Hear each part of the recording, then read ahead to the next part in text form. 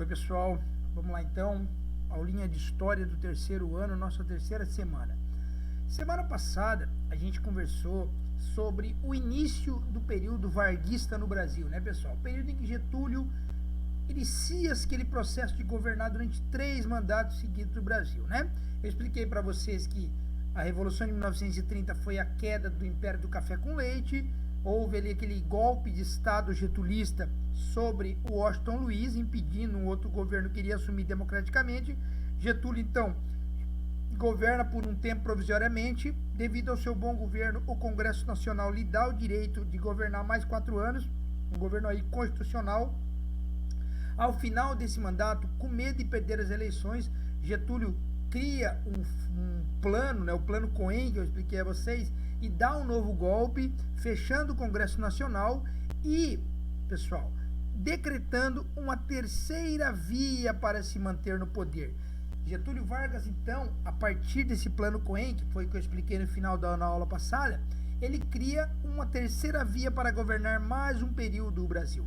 E esse período vai se chamar de Estado Novo, que é o que eu vou falar com vocês a partir de agora, tá?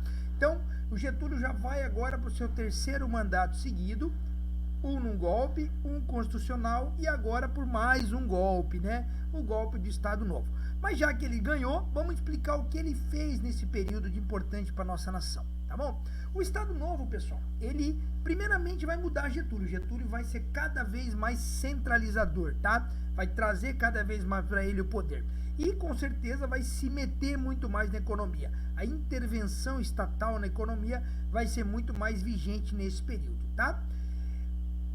Temendo uma represália e temendo uma oposição mais ferrenha, Getúlio acaba com os partidos políticos, tá? E censura os meios de comunicação e os jornais e literatura de um modo geral. Então Getúlio centraliza, se torna um ditador nesse período, tá pessoal? Getúlio Vargas se torna um ditador. Em contrapartida, cria algumas medidas que vão melhorar a vida da população. É meio confuso isso, né? É meio ambíguo, né? Mas o que a gente pode entender é o seguinte: Getúlio tinha medo de perder o poder, então ele centraliza tudo nas suas mãos. Só que ele também queria o desenvolvimento da nação. Então ele cria algumas medidas que vão melhorar a vida das pessoas. Entre essas medidas, Getúlio cria a CLT, que é a Consolidação das Leis Trabalhistas, pessoal. Que é isso que a gente tem até hoje, quando nós somos registrados para trabalhar em um trabalho. Nós temos a nossa carteira de trabalho, e essa carteira de trabalho é regida pela CLT. Ali estão as leis, tá, que vão beneficiar o trabalhador, né, seus direitos e deveres como trabalhador. Então isso foi criado por Getúlio Vargas, tá? Então Getúlio investe na siderurgia, na metalurgia, na produção de petróleo. O Brasil se desenvolve à medida que Getúlio governa o Brasil. Claro que, como eu disse a vocês, sempre na ação centralizadora de poder. E olha que coisa interessante que vai acontecer, pessoal. Durante o Estado Novo, lá na Europa, nós vamos ter a Segunda Guerra Mundial, 1939. Eclode a Segunda Guerra Mundial. A princípio, pessoal, Getúlio Vargas não tinha intenção alguma de se envolver no embate. Até porque o Brasil não tinha nada com isso. Era rolo lá dos alemães com a Rússia e com a Itália, enfim.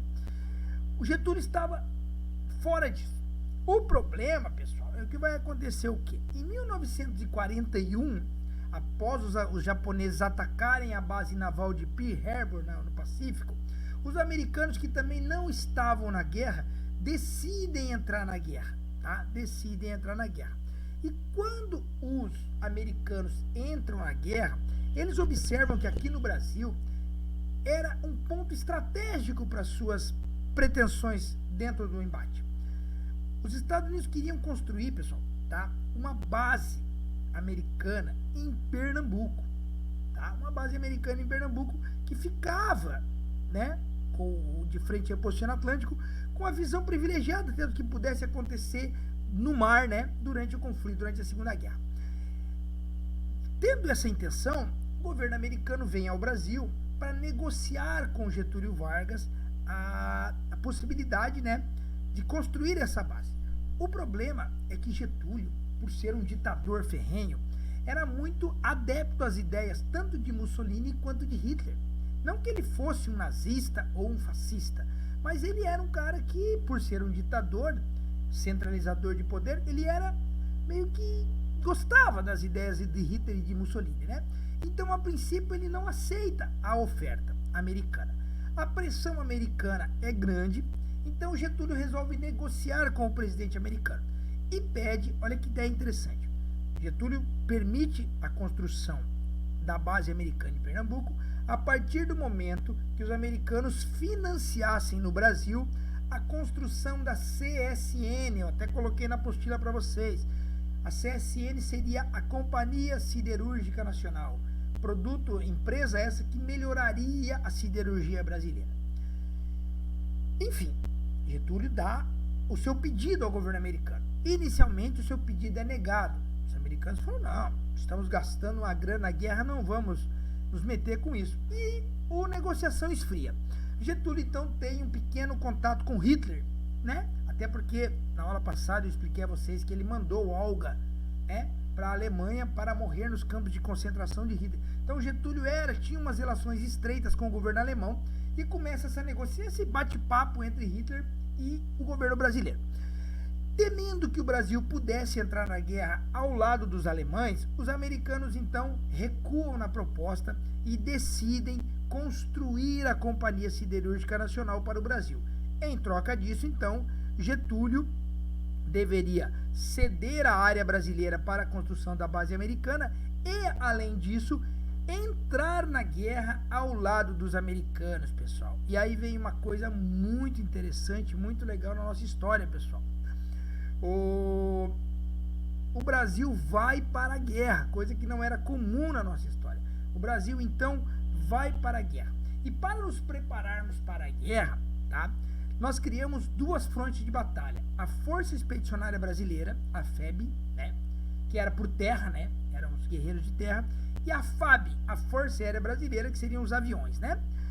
E aí tem uma coisa muito legal, pessoal. A FEB, ela tinha uma bandeirinha que era uma cobra fumando, entendeu? Uma cobra fumando. Por que essa bandeirinha foi criada? Os brasileiros, né, o povo brasileiro, não acreditava que o Brasil fosse para a guerra, até porque nós não tínhamos históricos de guerra. Então, durante as notícias que o Brasil iria para o combate, os brasileiros falavam assim que era mais fácil uma cobra fumar do que o Brasil entrar na guerra. Então, a Força Expedicionária Brasileira criou uma bandeira com uma cobrinha fumando, exatamente com o objetivo do quê? De mostrar ao povo brasileiro que nós iríamos para a guerra. Enfim, o Brasil manda para a Itália, o Brasil é designado para lutar na Itália contra o exército de Mussolini, 25 mil soldados que participam de algumas batalhas, a mais conhecida a Batalha de Monte Castelo, onde o Brasil tem percas e tem vitórias, acabam tendo a maioria delas vitórias, né? Claro que quando o Brasil chega na Itália, a guerra já estava enfraquecida, principalmente Mussolini. Não estou desmerecendo de forma alguma a participação brasileira, mas ela teve uma ajuda pelo fato dos italianos já estarem enfraquecidos, tá? Mas o Brasil então luta ao lado dos americanos na guerra.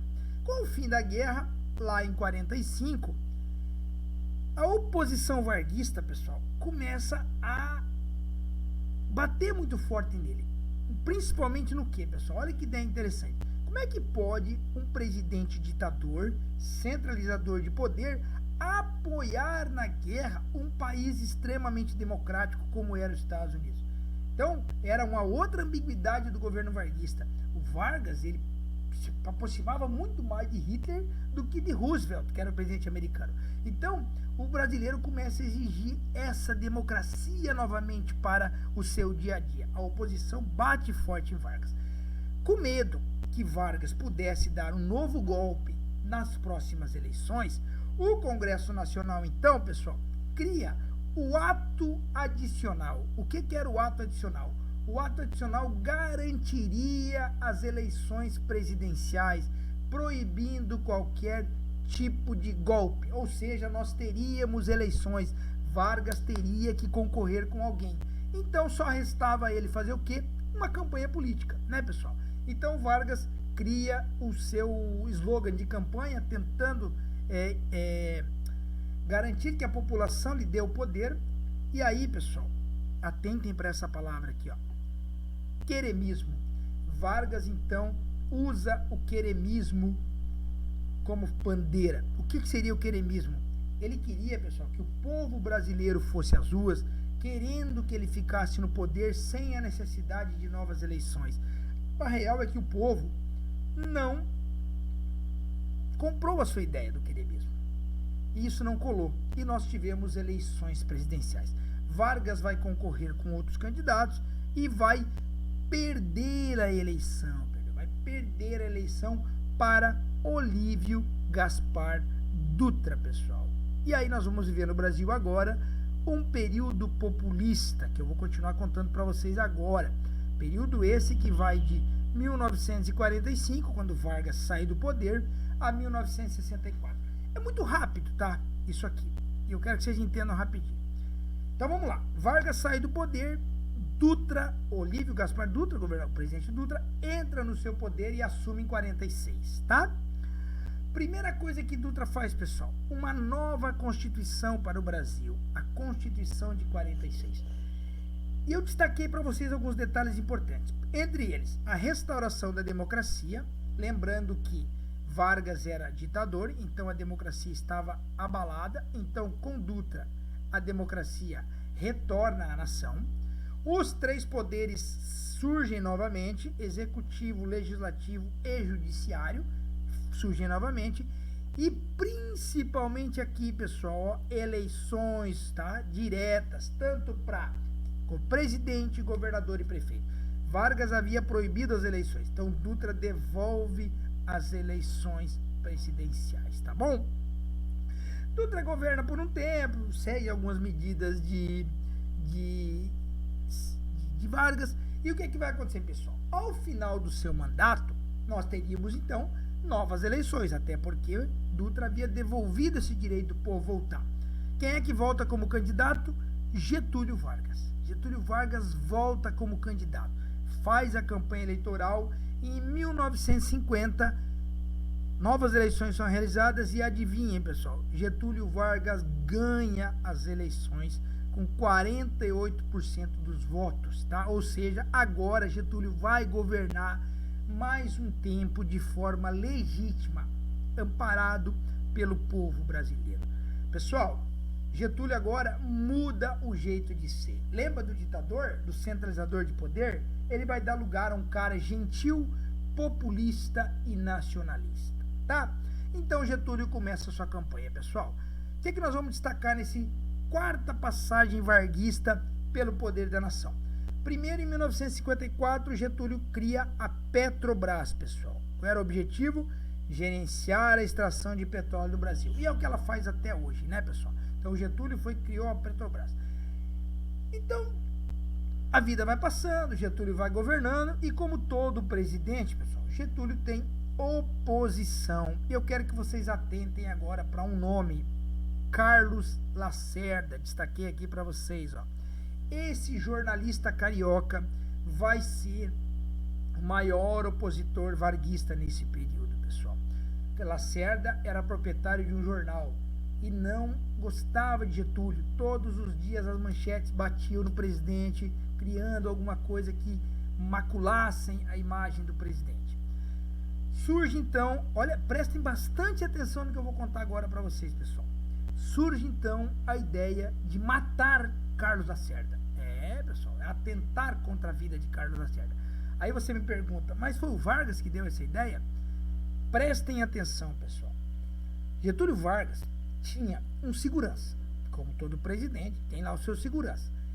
O segurança de Getúlio, que admirava muito o presidente, né, a figura do presidente, se incomodava com essas críticas feitas pelo Lacerda em relação ao presidente. Então ele mesmo, por si só, é o que nos conta a história, por si só, decide atentar contra a vida de Carlos Lacerda. Então lá o motorista do presidente, o segurança do Getúlio, arma uma emboscada para o jornalista. O problema, pessoal, é que durante a execução do atentado, esse atentado foi mal feito.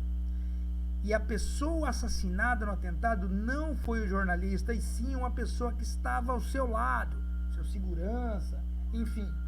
não se tem aí uma ideia exata de quem tenha sido. A verdade é que quem deveria morrer não morreu. Então, Getúlio Carlos Lacerda não é morto no atentado. Não é morto no atentado.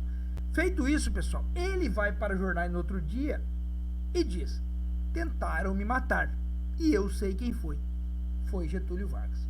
Ou seja, os órgãos de comunicação começam a replicar essa notícia de que Getúlio teria tentado assassinar o jornalista Carlos Lacerda. Pessoal, a pressão sobre Getúlio fica intensamente forte, batem muito forte, e o presidente começa a sentir os golpes, Esses golpes são tão fortes, pessoal, que no dia 24 de agosto de 1954, Getúlio Vargas então resolve tirar a própria vida com um tiro no peito, pessoal.